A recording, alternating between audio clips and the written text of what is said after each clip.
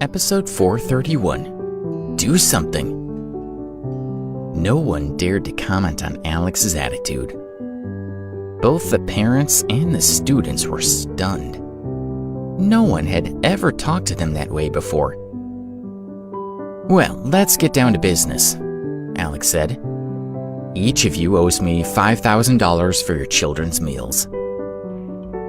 All the parents were stunned. Was this man asking them for money? $5,000 each? Isn't that a bit steep? Ronald Cartwright asked, frowning. The parents could easily afford such an amount, but it was vulgar to discuss it so openly. "I've covered the cost of your children's meals for 3 months, Alex pointed out, "and now it's time for you to pay me back." He looked at Ronald. "Your son was the one who claimed none of them had enough money to pay for their meals. So why don't we call him in and then you can ask him yourself?" Ronald looked uncomfortable. He was a respected council member, so of course he could afford to feed his son. To have people think otherwise was humiliating.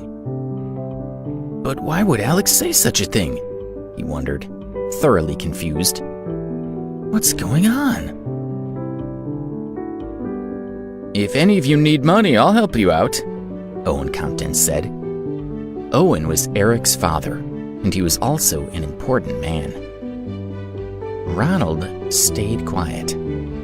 As embarrassing as this situation was, having Lance brought in to answer questions would only make things worse.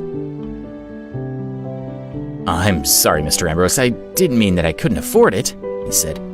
"I just wanted to understand what was going on. Of course I'll pay the money." He turned to glare out the window at his son. The students of Class 6 looked at each other, realizing it wasn't so easy to get the better of Mr. Ambrose.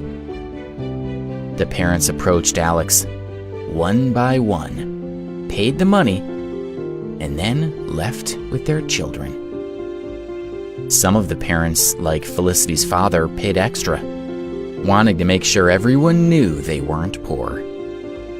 The parents drove their luxury cars away from the school, passing another car driving in the other direction with a blonde woman sitting behind the wheel.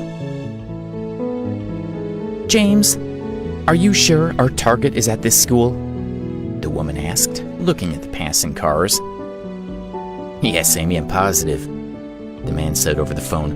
"I've been watching the girl for a week, and she comes to this school every day."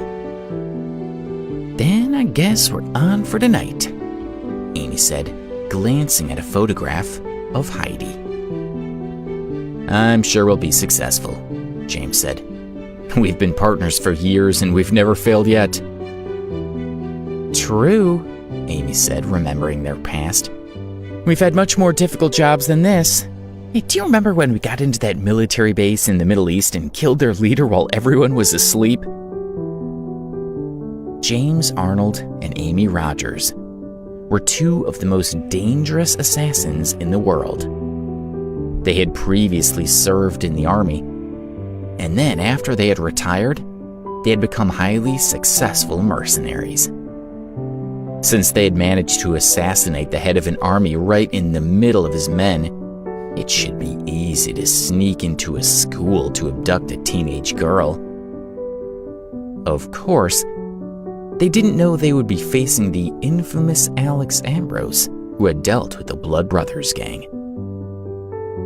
"Even if this girl has bodyguards, we should be able to grab her tonight," Amy said. "Then you can buy me a drink to celebrate." "All right," James said, chuckling. Evening fell at Oak Ridge High School, and in the girls' dormitory, most of the girls were laughing and chatting with each other. Heidi sat a little apart from the others, flipping through a book. She was feeling a little depressed because her parents hadn't come to the meeting. Bang! The dormitory door flew open, and the girls screamed with fear, huddling together on their beds. Heidi pulled out the small sword that she had been carrying with her. Alex had explained the situation, and she knew he was there to protect her, so she pressed her silent alarm, alerting him to the problem. Alex got the alert that Heidi needed help, and he ran straight to the girls' dormitory. Across the dormitory, one of the girls knocked over some scented candles as he backed away from the intruders. One candle fell into the garbage can, and another hit the floor. Everyone was staring at the two strangers, and nobody moved to put out the fire. The blaze spread quickly, filling the room with smoke and setting off the fire alarm. People were running everywhere, and it was complete chaos. Several students ran downstairs, making their way out of the building.